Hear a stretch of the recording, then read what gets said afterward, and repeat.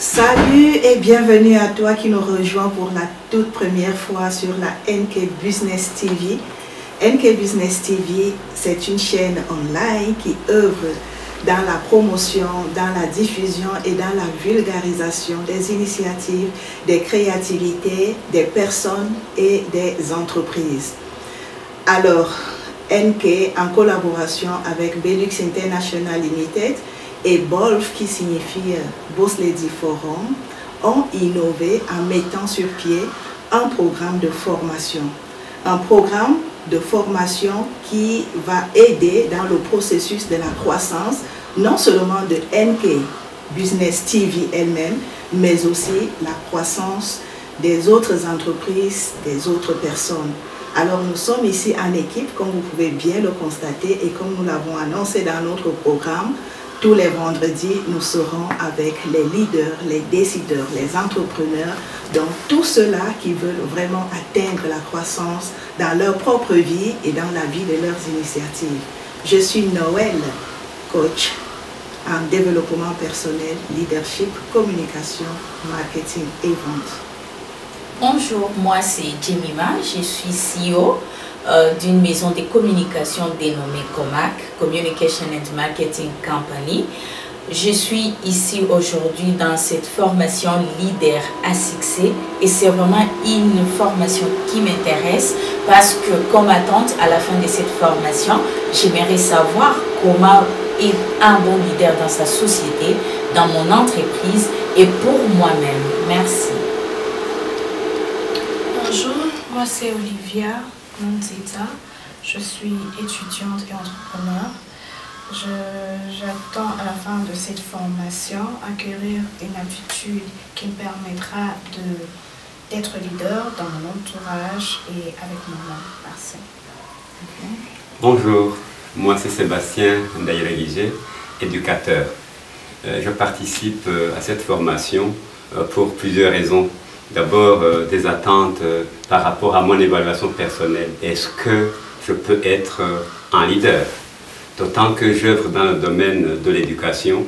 Est-ce que je peux être un influenceur? Est-ce que je peux être une personne qui permet aux jeunes de se transformer dans le but de leur croissance? Deuxième chose, est-ce que mes compétences en termes de leader peuvent aider la société à croître et à changer positivement? Voilà, merci. Très bien. Hello guys, moi c'est Cynthia, je suis étudiante. À la fin de cette formation, j'aimerais apprendre à être un bon leader dans la société. Très bien, comme vous l'avez si bien entendu par ces chaleureuses présentations de nos participants, de nos intervenants, nous allons tout de suite commencer avec un autre thème qui est un leader à succès. Comment voulez-vous ou pouvez-vous être un leader à succès? Alors nous allons travailler avec la loi du plafonnement, qui est la toute première loi des 21 lois irréfutables du livre de John C. Maxwell. Alors nous allons d'abord définir ce que c'est le leadership. Avez-vous une idée? Ouais. Ok, allez-y, dites-nous. Je pense que le leadership, c'est l'aptitude ou la capacité à pouvoir influencer les autres par ses actions, par sa parole, en vue d'atteindre un objectif bien précis et dans un domaine comme dans un autre. Très bien. Voilà succinctement ce que je peux dire. Wow, très bien. Alors, vous avez très bien entendu que le leadership, c'est un ensemble de moyens, c'est la capacité de pouvoir influencer les autres, de pouvoir apporter de la valeur aux autres. Nous allons évoluer avec la notion de leader. Avez-vous une idée de ce que c'est un leader maintenant? Oui, moi je peux avoir une idée. Oui. Pour moi, je peux dire qu'un leader, c'est quelqu'un qui est là pour aider les autres à avancer et non pas à être un dictateur. Je peux dire la différence entre un leader et un chef. Un chef, c'est quelqu'un qui se dit « je suis chef, je fais tout ce que je veux et tout est là pour moi ». Mais un leader, c'est quelqu'un qui est en même temps, il est là pour pour se développer lui-même, mais aussi pour développer aussi ses collaborateurs ou bien sa société. Oui, ça j'apprécie, aider les autres à se développer lui-même. Aussi, vous avez utilisé une autre expression, avancer. Un leader, to lead, c'est-à-dire diriger, effectivement, faire avancer, hein, être le chef de file, être à la tête, avoir le plomb. Le plomb, vous voyez, c'est toujours la tête, donc c'est une locomotive, en fait, si on peut dire comme ça. Alors, un leader, maintenant, c'est celui-là qui essaye d'être un modèle, parce que vous ne pouvez diriger les autres que si vous savez vous diriger vous-même. Et quand vous avez ces compétences, ces aptitudes à pouvoir vous diriger vous-même, c'est-à-dire tout simplement que vous avez de la discipline, vous avez une bonne conduite pour vous-même, vous pouvez maintenant conduire les autres. Alors, je m'en vais poser la question, qui peut être leader? À votre avis? Moi, je pense que tout le monde peut être leader. Très bien, dites-nous comment. Je me dis tout le monde peut être leader, mais si seulement si en toi tu as cette capacité de penser aux autres et non pas être avare. Parce que quand tu es avare, tu ne penses qu'à toi-même et tu ne penses pas à d'autres personnes qui t'entourent. Mais si vraiment tu es là et que tu penses aussi au bien-être de l'autre, ça veut dire que tu es un leader. C'est une valeur que toi-même tu peux te créer en toi. Très bien, j'apprécie aussi la notion de valeur, effectivement. Nous parlons ici de leadership transformationnel. C'est cette nouvelle forme de leadership qui vise à apporter de la valeur aux autres, à servir d'abord les autres, à utiliser l'être humain et le mettre au centre de tous les aspects. Parce que sans l'être humain, dans n'importe quel domaine de notre vie, que ce soit la vie sociale, vie professionnelle, vie familiale, l'être humain est au centre. Et alors, si nous voulons avoir ou bien atteindre notre potentiel, vivre notre vie de rêve, effectivement, nous devons mettre cette personne, cet être humain au centre et lui accorder toutes les valeurs qu'il lui faut pour qu'il ait la possibilité de se déployer, évidemment, pour qu'en retour, il devienne aussi un collaborateur pour vous. Alors, nous devons, en passant, signaler qu'il y a 5 niveaux de leadership. Il y a le leadership positionnel. Je vais juste faire une petite parenthèse.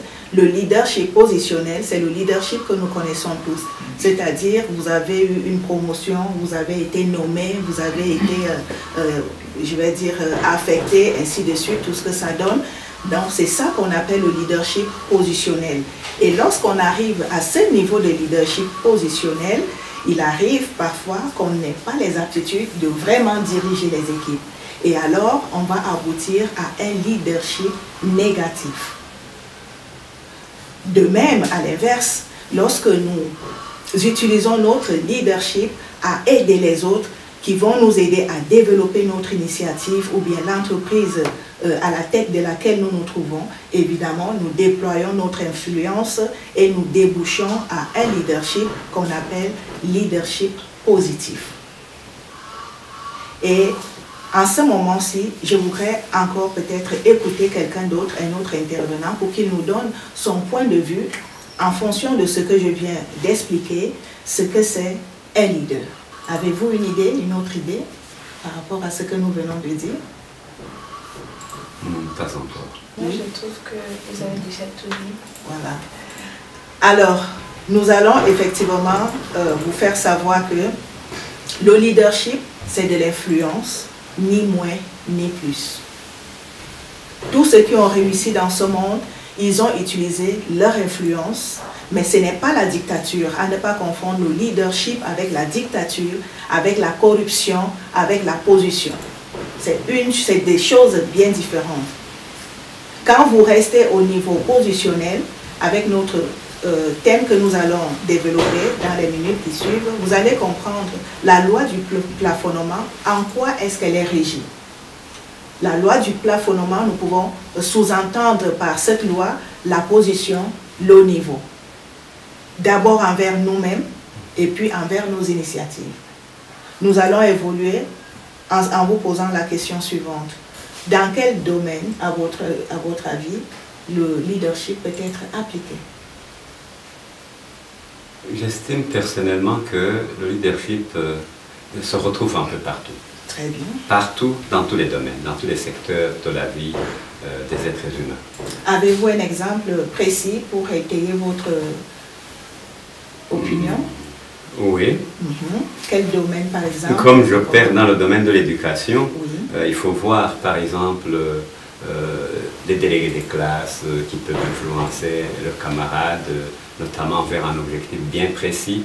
S'il y a, par exemple, une revendication à faire auprès de l'institution scolaire ou académique, etc., tout le monde n'est pas capable de diriger ses camarades aux fins d'aboutir ou d'atteindre leurs résultats. Mais il y en a qui ont comme des dons de diriger les autres, d'aider les autres à atteindre ces objectifs. Très bien. Voilà. Alors, vous parlez des dons, là ça m'interpelle et effectivement je comprends avec vous qu'il y en a qui sont naturellement doués dans la direction, dans le leadership. Et est-ce que tout le monde peut être leader? On avait posé la question tout à l'heure. Si tout le monde peut être leader, alors que faire de cette couche-là qui n'a pas ces aptitudes naturelles de pouvoir déployer leur leadership? Moi, je pense qu'il y a deux aspects de ce leadership. Oui. D'abord, il y en a qui ont cette facilité naturelle de diriger les autres. C'est ce que nous venons d'appeler le don. Oui. Mais le leadership peut se travailler, ça se travaille, ça s'acquiert. On peut apprendre à être leader, surtout quand on s'imprègne des caractéristiques.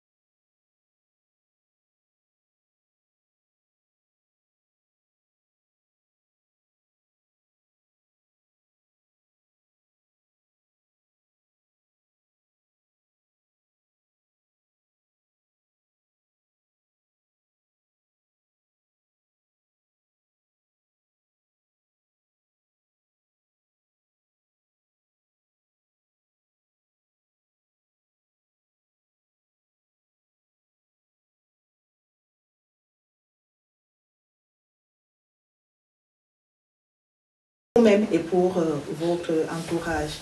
Alors, l'autre question que je voulais poser, c'est à savoir, alors en tant que leader, est-ce que vous pensez qu'il y a des zones d'action ou bien comment caractérise-t-on un leader?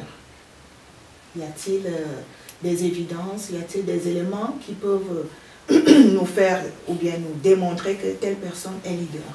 Comment le reconnaître? Vous avez une idée, quiconque peut? Moi, je pense que, selon moi, je pense qu'un leader, il doit y avoir vraiment des caractéristiques qui qualifient un leader.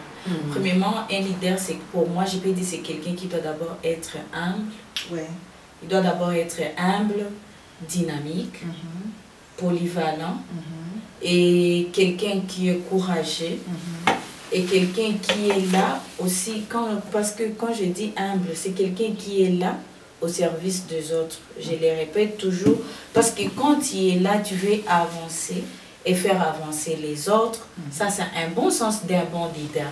Parce qu'un leader, comme je l'ai dit, c'est vraiment différemment d'un chef. Un chef veut toujours manger seul. Un chef, vous allez travailler pour lui, il mange toujours lui-même. Il ne va pas penser aux autres. Mais un leader, quand c'est quelque chose que tu as entrepris, comme notre collègue ici, Olivia, elle est entrepreneur. Donc ça veut dire que quand tu entreprends quelque chose, c'est d'abord pour toi et pour les autres. Parce que quand tu es entrepreneur, tu as d'abord cette soif-là d'avancer et de faire avancer aussi les autres. Mais quand tu es chef, tu es là, tu travailles, Tu veux que les autres travaillent pour toi et que ce soit toi toujours qui avance, mais pas les autres. Très bien. Donc, comme nous parlons de leadership transformationnel, effectivement, vous comprenez que pour être un leader, un bon leader, d'abord, il faut avoir de l'imagination. Il faut vouloir l'être et il faut avoir un champ d'application. Parce que l'influence de votre leadership ne peut se mesurer que par les actions que vous avez, les évidences que vous avez, qu'on peut palper, qu'on peut toucher. N'est-ce pas? Je pense qu'on est tous d'accord avec ça, n'est-ce pas? Est-ce que je peux ajouter quelque chose? Oui, allez-y, allez-y.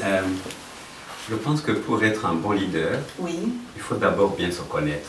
Qui vous êtes? Quels sont vos défauts? Quelles sont vos qualités? Quelles sont vos valeurs? Et les défauts, parfois, ça peut nous enseigner à changer. Parce que si nous ne sommes pas en phase avec notre société, mais bon, on ne peut pas atteindre un résultat palpable. Deuxième chose, un leader, il doit avoir une vision.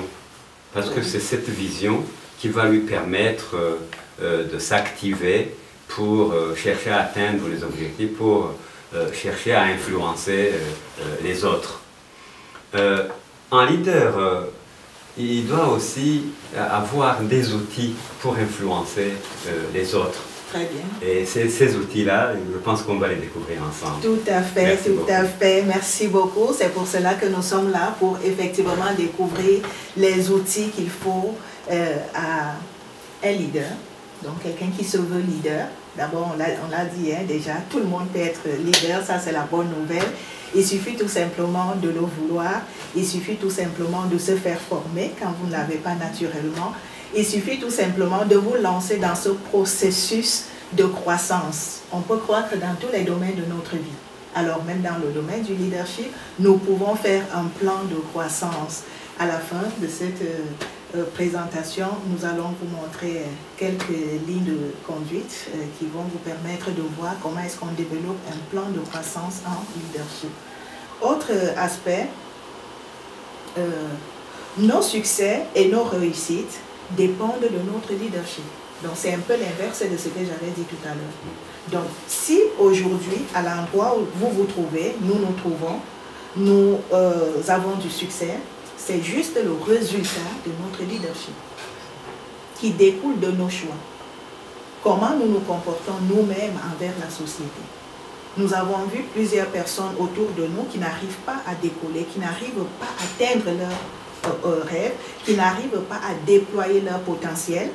Pourquoi? Parce que évidemment, c'est leur problème de leadership personnel. Qu'est-ce qui est dans ma tête? Quelles sont les pensées que j'ai dans ma tête? Est-ce que j'ai une pensée de me développer, de travailler, donc avoir les actions qui vont me permettre de vivre ma vie de rêve? Ou alors je parle tout simplement de vouloir vivre ma vie de rêve, mais mes actions ne sont pas cohérentes avec ce que je dis. Donc vous comprenez que c'est un problème de conscience. Et ici, nous sommes en train d'interpeller le monde autour de nous et surtout les jeunes, à commencer dès le bas âge, non seulement à faire les bons choix, comme nous le disons, mais aussi à s'approprier les valeurs de leadership. Ce n'est qu'en ce sens que vous allez atteindre vos rêves, vous allez vivre la vie de vos rêves, avoir une belle voiture, avoir une belle maison, avoir une famille bien conduite, avoir de l'argent, ce n'est que par le leadership et ça commence dès le bas âge. Et pour nous qui sommes déjà âgés, j'ai aussi une très bonne nouvelle pour nous, c'est que nous pouvons toujours recommencer. Oui. Tant que nous vivons, nous avons de l'espoir. Mais notre espoir ne peut être évident que si nous passons à l'action. Si nous faisons un plan de croissance dans un domaine donné, ce n'est pas interdit. Vous avez 50, 60, 70, 80 ans. Si vous nous écoutez en ce moment chez vous, croyez-moi, vous pouvez recommencer. Il vous suffit tout simplement de le vouloir, de faire un plan pour un processus de croissance et vous allez y parvenir. Ce n'est pas quelque chose d'impossible. Autre chose que nous allons voir ici, c'est, j'aimerais qu'on essaie de nommer clairement, concrètement, les domaines dans lesquels nous avons besoin de ce leadership dans notre société, dans notre monde actuel. De mettre en évidence. C'est-à-dire que ceux qui sont en train d'écouter, de regarder cette vidéo, qu'ils se sentent concernés, impliqués. Quel domaine de notre vie aujourd'hui a besoin d'un leadership transformationnel. À vous la parole. Je peux en citer quelques-uns. D'accord. Le domaine politique. Très bien. Vous voyez, par exemple, nous sommes en Afrique Oui. où ceux que nous appelons leaders sont en mal de valeurs qui peuvent influencer les gens. La preuve, c'est les conflits que nous vivons, c'est, comment dirais-je, les mauvaises décisions qui sont prises et qui coûtent cher finalement aux populations que les gens dirigent. Oui. Donc, dans le domaine politique, on a besoin d'un leadership positif. Très Dans bien. le domaine de l'économie, Oui. on parle de trop de corruption, ou même, comment dire, oui, de corruption. Et la corruption, c'est comme un ver dans un fruit, comme on le dit souvent. Ça fait mal, ça fait grandir peu de gens aux dépens de la majorité de la population. Dans le domaine économique, surtout par rapport aux gens qui décident, on a besoin de leadership. Dans le domaine de l'éducation, les leaders sont toujours nécessaires parce que les éducateurs, j'allais dire qu'ils sont le point de mire où tous les regards des éduqués convergent. Tout à fait. Et donc, si vous êtes un mauvais modèle, vous l'avez si bien dit vous-même, pour être leader, il faut être un modèle, il faut être une référence. Tout à fait. Et que on doit avoir des qualités que les gens envient, des valeurs que les gens envient. Donc, dans le domaine de l'éducation également. Le domaine qui est le poumon de tout développement, développement de tout pays, l'agriculture. Il n'y a pas de leaders qui peuvent nous influencer pour que nous puissions rentrer pleinement dans ce domaine et le faire fructifier comme les États, par exemple, occidentaux qui sont développés. Ou, par exemple, l'agriculture est pratiquée par 5-6% de la population, mais ils parviennent à nourrir le monde de presque. Mais dans nos pays, 80%, 90% de la population s'occupe de l'agriculture, mais nous mourons toujours de faim. Donc, on a besoin d'un leadership dans ce domaine-là aussi. Je m'en limite ici pour ne pas prendre la parole Merci aux beaucoup. autres. Merci, Monsieur Sébastien, pour votre contribution. Est-ce qu'il y a quelqu'un d'autre qui voudrait intervenir? Dans quel domaine autour de nous le leadership transformationnel, c'est-à-dire ce leadership qui met au centre l'être humain et à l'accompagner avec les valeurs, le valoriser? Moi, je peux juste ajouter dans le domaine social aussi. Oui. Il nous faut un bon leadership et surtout beaucoup plus en Afrique. Et pourquoi en Afrique? En Afrique, par exemple, si tu vois, ton voisin a avancé, ou bien tu vois l'enfant de ton voisin a avancé, il est devenu une personne importante dans la société. Important, c'est qu'on cherche, c'est de la sorcellerie, comment éliminer cette personne, lui donner du poison pour qu'elle puisse vraiment disparaître sur cette terre. Différemment en Europe. En Europe, quand l'enfant, par exemple, quand tu vois l'enfant de ton voisin avancer, tu dis waouh, cet enfant vraiment, Dieu soit loué. Comme aujourd'hui c'est lui, peut-être que demain, ça sera aussi le mien, ça sera mon tour. Quand c'est un enfant qui se développe, on voit que c'est pour toute une nation. Mais en Afrique, ce n'est pas le cas. En Afrique, ce n'est pas vraiment la même chose. D'accord. Donc, si je vous comprends bien, dans le domaine social, vous parlez de l'Europe où on fait vraiment la promotion des valeurs, on met l'être humain au centre, c'est-à-dire quand un réussit, l'œil de celui qui le regarde voit que c'est quelque chose à encourager, à féliciter, effectivement dans l'espoir que cette attitude va être dupliquée dans les enfants ou bien les personnes qui sont autour de ce leader qui a réussi, n'est-ce pas? Oui. Alors, en Afrique, ce n'est pas impossible, c'est possible. Il faut tout simplement que nous changions nos mentalités, nos perceptions. En fait, quand nous aidons les autres à grandir, nous aussi, d'une manière ou d'une autre, nous en bénéficions. Nos générations en bénéficient. Nos États en bénéficient.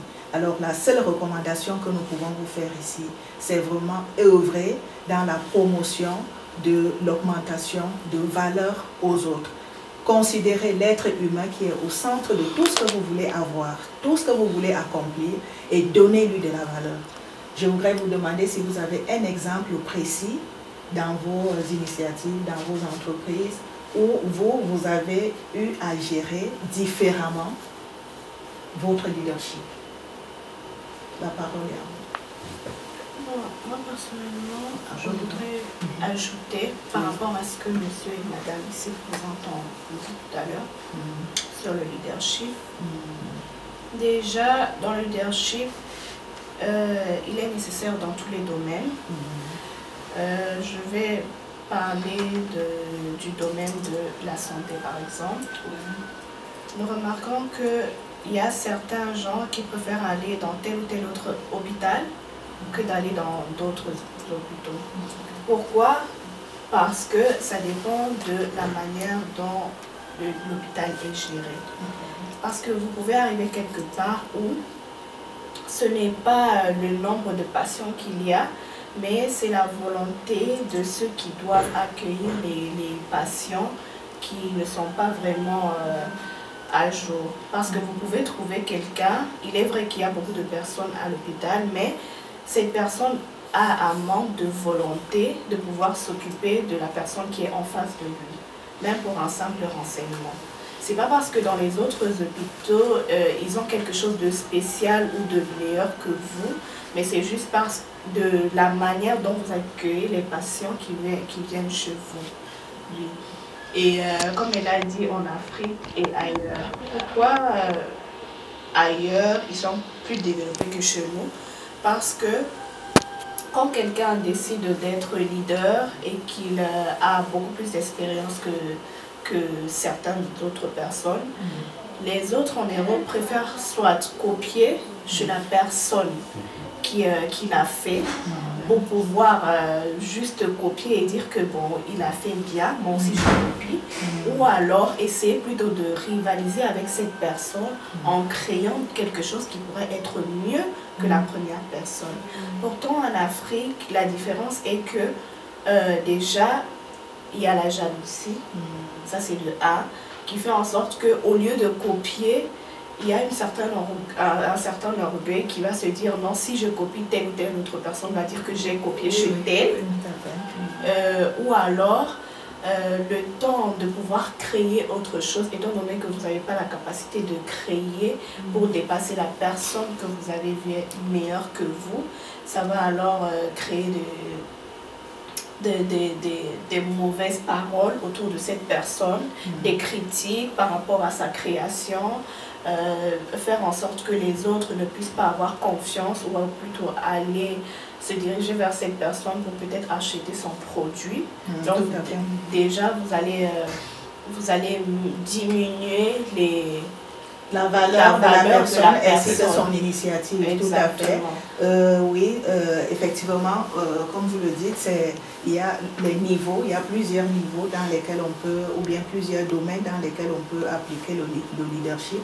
De ce que de l'intervention d'Olivia, je vois aussi l'autre sens en Afrique où nous-mêmes Africains, nous n'aimons pas aussi aller apprendre.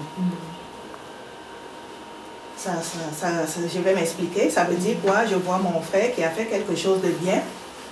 Au lieu que j'aille vers lui pour lui demander, mon frère, comment tu fais pour t'en sortir, je reste dans mon coin avec mon ego. Il me dépasse en quoi? Et pourtant, ailleurs, nous voyons les gens collaborer. Donc, en Afrique, nous avons un problème de collaboration.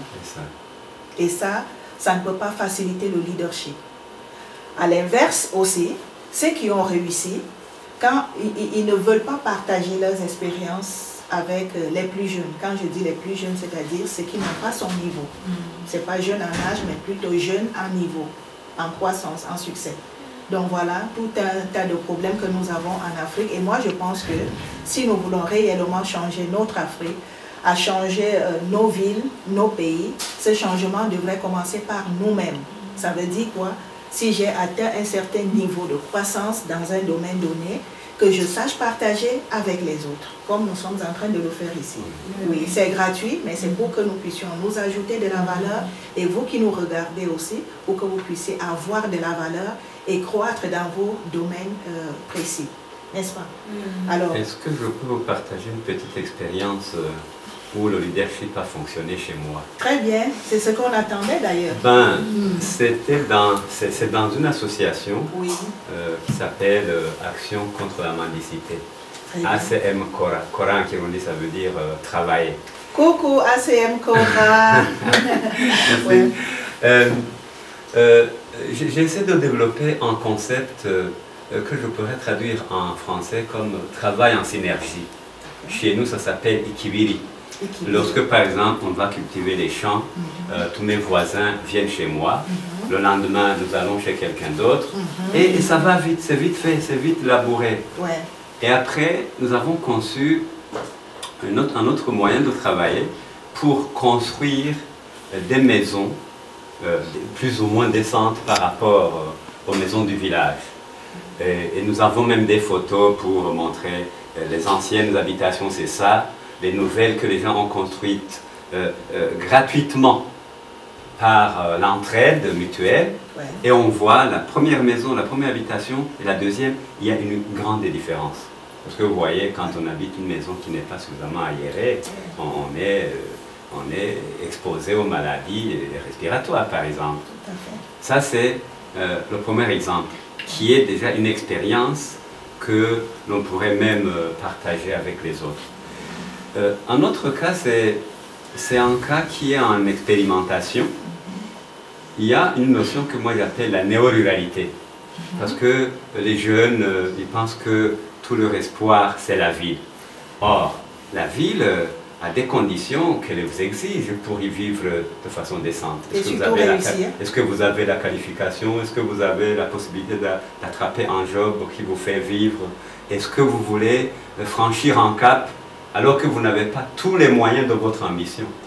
Et donc, moi, je suis en train d'expérimenter le fait que la néo-ruralité, c'est le fait que les jeunes citadins aillent s'installer dans le milieu rural, ils développent des activités et ils fassent leur vie et ils gagnent leur vie. C'est ça que je suis en train d'expérimenter.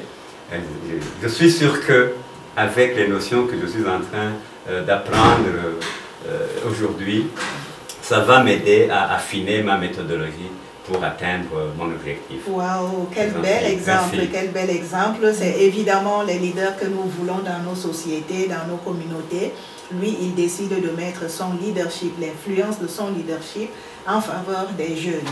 Oui, donc ça c'est sa façon de faire. John nous dit que nous devons changer le monde et nous pouvons changer le monde à partir de là où nous sommes, avec ce que nous avons. Nous ne devons pas trouver des excuses pour dire je ne suis pas capable de faire ci ou ça parce que je ne suis pas ou bien parce que je n'ai pas. En tout cas, bravo pour votre initiative. Merci beaucoup. Et voilà. Merci. Et, Madame Lima, vous m'avez partagé avant qu'on entre dans cette vidéo votre expérience dans votre entreprise. J'aimerais que vous puissiez encore nous rappeler comment vous appliquez votre leadership transformationnel dans votre initiative qui est votre entreprise. Comment ça se fait? Comment vous mettez l'être humain au centre? Quelle est la valeur que vous leur donnez? Et vous espérez que d'ici 1, 2 ou 5 ans, votre entreprise va atteindre sa croissance. Et par exemple, dans mon entreprise, Comac, nous c'est une maison de communication. Ouais. Parce que je suis d'abord journaliste.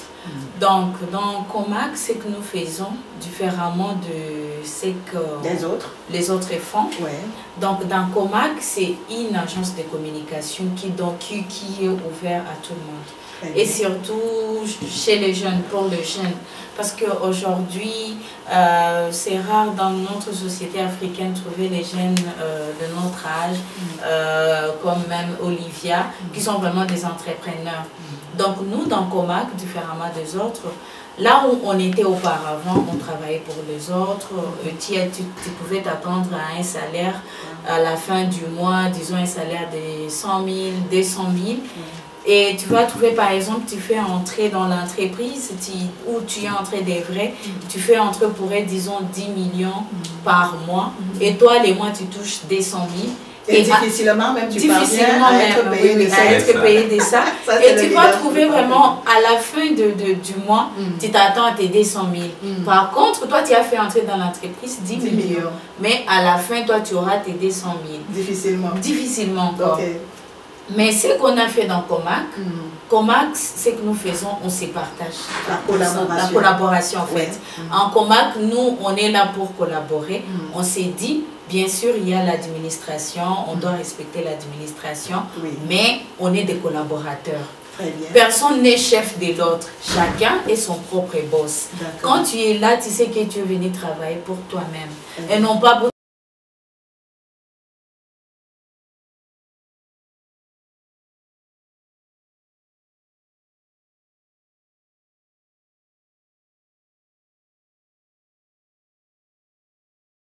c'est pas pour le boss, mais c'est pour nous tous. Alors, comment vous gérez le partage? Donc, chez nous, dans Comac, on s'est dit avec mes collaborateurs, parce que nous sommes une équipe d'une dizaine, plus d'une dizaine.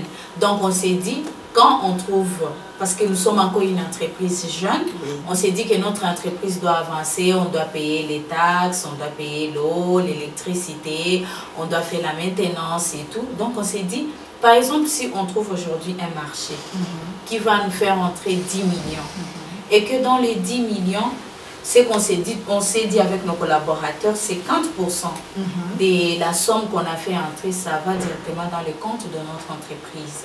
Parce que là, on va faire avancer notre entreprise aussi, acheter d'autres matériels qui peuvent nous aider aussi à grandir dans l'avenir. Et l'autre 50%, ça se départage. Par exemple, disons si la tâche a été faite par Cynthia, moi et Olivia. Ça veut dire que si dans les 10 millions, les 5 millions on garde, les 5 millions on coupe comme un gâteau équitable. On divise par 3. Chacun, si c'est Cynthia va trouver 1,7 million, moi 1,7 million, Olivia aussi 1,7 million. Si la tâche a été faite, donc ce n'est pas à dire que la tâche va toujours être faite par les mêmes personnes. Parce que on a diverses activités et on a divers services.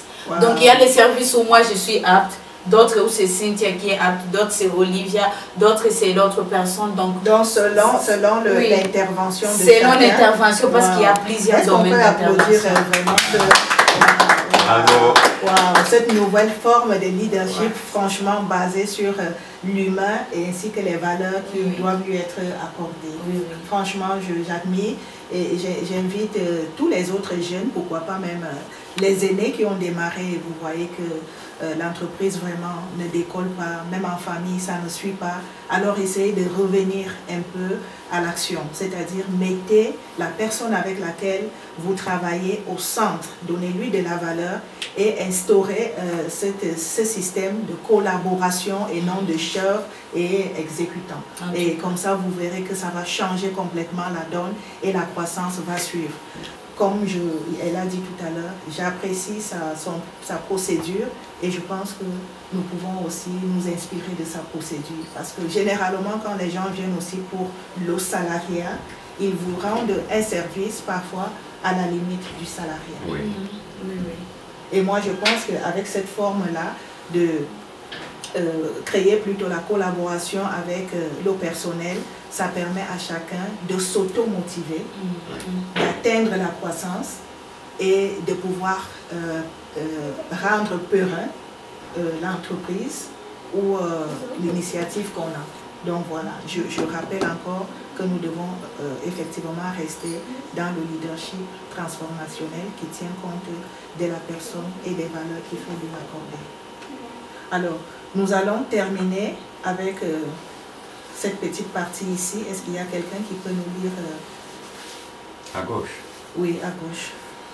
L'aptitude de leadership détermine le degré d'efficacité d'une personne. Qu'est-ce que vous entendez par là? L'aptitude au leadership détermine le degré d'efficacité d'une personne. Nous avions déjà défini le leadership. Nous savons que le leadership doit toujours être au-dessus. Et donc, pour que vous puissiez avoir votre leadership au niveau supérieur, vous devez l'accompagner par des aptitudes. C'est-à-dire qu'il y a des éléments clés pour avoir ce leadership. C'est ça maintenant qui va déterminer l'efficacité de la personne que vous êtes. Ça veut dire quoi? Mon leadership est ici. Moi qui suis une personne, j'ai le potentiel. Mon potentiel est ici. Plus je vais élever l'efficacité de mon leadership, plus mon potentiel va grandir, c'est-à-dire moi, je vais grandir. Par exemple, je ne suis pas douée dans le leadership naturellement. Maintenant, je voudrais être ce leader-là qui inspire les gens. Qu'est-ce que je fais pour l'être? Je vais suivre cette formation. Quand je suis cette formation, la formation va me donner des aptitudes, la capacité, la compétence, les outils qu'il faut pour que je puisse avoir un bon leadership. Alors, quand j'ai déjà ce bon niveau de leadership, alors mon potentiel peut croître en fonction de ce leadership. Donc, je vais chercher à me déployer davantage parce que j'ai un outil directeur au-dessus de moi. Est-ce que ça va? Oui, ça c'est. Est-ce qu'on peut lire le premier point? Votre attitude au leadership est le plafond de notre efficacité et l'impact potentiel de votre organisation. C'est automatique. Est-ce que vous comprenez la notion? Votre aptitude au leadership est le plafond de votre efficacité. Mon plafond de leadership est ici. Mon potentiel est là.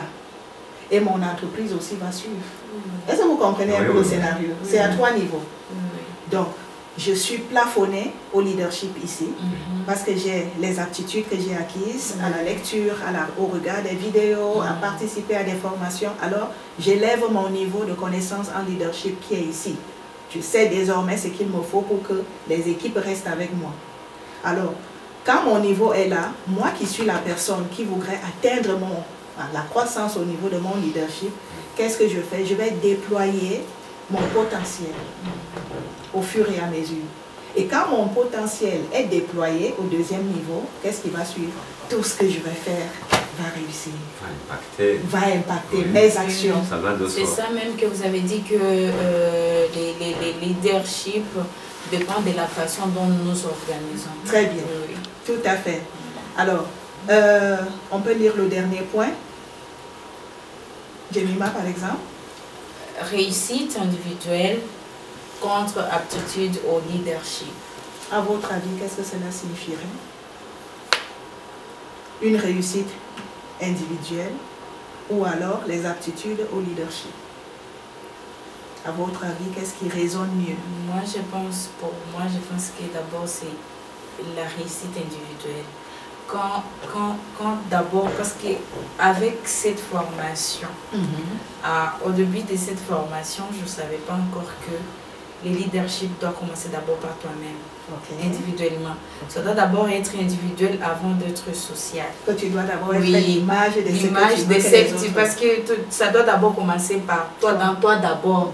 Il faut d'abord les vivre avant de les transmettre aux autres. Tout à fait. Donc, je me dis que la réussite d'abord individuelle est très importante et cette réussite individuelle, c'est la confiance d'abord en soi. Parce que si toi-même tu n'as pas la confiance en soi, c'est difficile vraiment d'être un beau leader. Qu'est-ce que tu vas donner aux autres? Tu vas être devant les autres, tu ne sais même pas ce que tu vas dire. Mais quand d'abord en toi tu as les self-confidence, ça va vraiment te permettre de transmettre ce que tu as en toi. Très bien. Elle voit ça dans un angle un peu personnel, où il faut d'abord développer le leadership personnel, c'est-à-dire se concentrer sur soi-même. Alors, le texte nous demande entre cette réussite personnelle, ce développement personnel et les aptitudes au leadership. À votre avis, comment pouvez-vous, je vais dire, comprendre l'autre partie des aptitudes au leadership? Autrement dit, si c'est moi, je dirais par exemple, au lieu que, c'est vrai, le fait que moi-même je sois en train de suivre cette formation, c'est une croissance en leadership que je suis en train d'acquérir. Mais je sais bien que ma croissance en leadership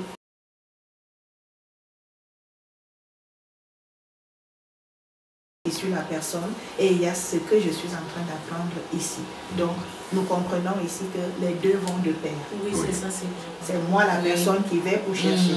Et quand j'ai acquis maintenant ces compétences, ces aptitudes, je peux maintenant m'asseoir et assurer le reste dans mon environnement, dans mon entreprise, dans ma famille, dans mon église, au niveau de l'État, du gouvernement. Je vais être cette personne qui est impliquée et qui apporte le changement.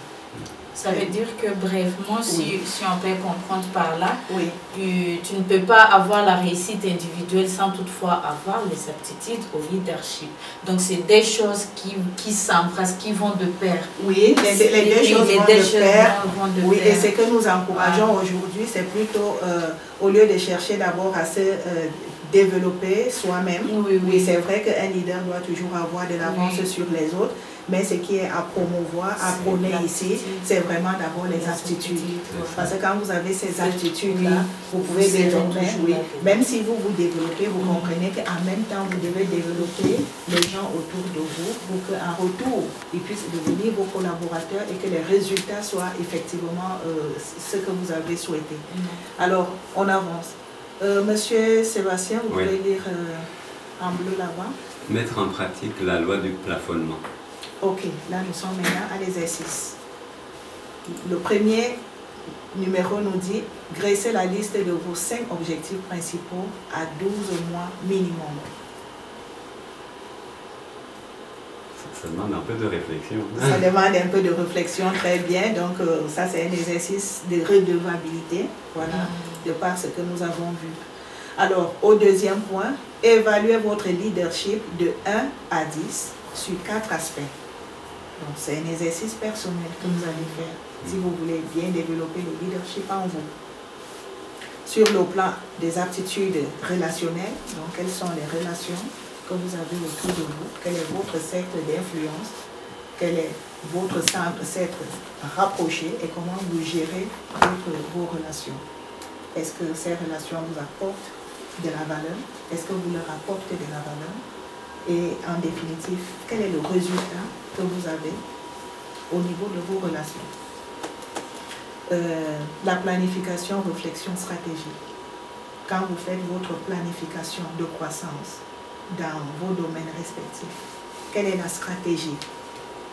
Comment pouvez-vous mener une réflexion sur une bonne stratégie qui vous permettrait désormais d'avoir de la croissance en leadership, si vous voulez, dans tous les domaines de votre vie également. Dans votre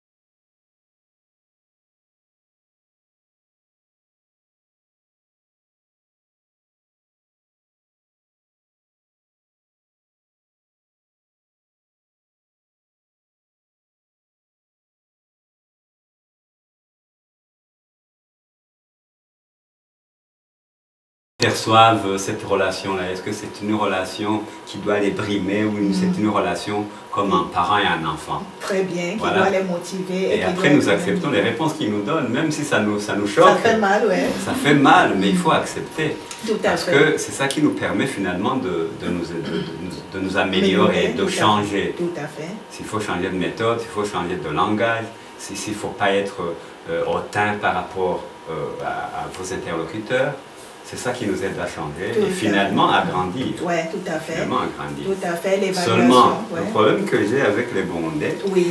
lorsqu'il est question de donner une appréciation personnelle sur une autre personne, on n'est jamais franc. Tout à fait. C'est ça le problème. Oui, oui. Donc, on va beau paraître. La tendance générale, c'est de vous jeter des fleurs. Non, c'est un bon type, il est cool, etc. Tout à fait. Mais sur alors ton que dos, on dit autre dans leur chose. fort intérieur, ils c'est pas disent ça. juste l'inverse. Tout à fait. C'est ça. Il faut préférer peut-être leur faire écrire sur oui. quelque chose oui, là pour où ne vous pas vous le êtes dire pas vis-à-vis, face à face. Comme ça, fait. vous avez quelques chances Tout à fait. de recevoir une certaine vérité sur vous-même, une certaine perception sur vous-même. Tout à fait. Voilà. Bon, comme nous sommes en train de le dire, c'est tout à fait ce que vous dites, mais vous savez que tout ce que nous faisons, nous avons dit que nous devons l'appliquer à notre environnement. C'est Donc, ça. nous devons tenir compte de notre environnement pour pouvoir développer le leadership en nous. Alors, vous avez déjà identifié que la culture, les comportements sont ainsi. Et évidemment, vous venez aussi de trouver une voie d'issue, une issue par rapport à cela, c'est-à-dire vous leur faites écrire. Donc, faites des trucs, comment dirais-je, à la machine ou à la main. Une solution alternative. Voilà, qui vous dirait la vérité. Et puis, évidemment, quand nous allons arriver à la loi du cercle rapproché, vous allez comprendre aussi avec qui on peut faire ce genre d'exercice. On ne fait pas avec n'importe qui. Parce qu'un vrai ami, c'est celui-là qui peut te dire tes défauts et tes qualités en face. Oui. Et donc, à un certain moment, nous aurons aussi des aptitudes à pouvoir identifier ces personnes-là qui peuvent réellement nous dire à 360 degrés, voilà ce que nous sommes, en bien, en mal, ce qui nous permet de nous perfectionner. A contrario, nous devons aussi avoir cet état d'esprit d'humilité, d'accepter que les gens nous corrigent.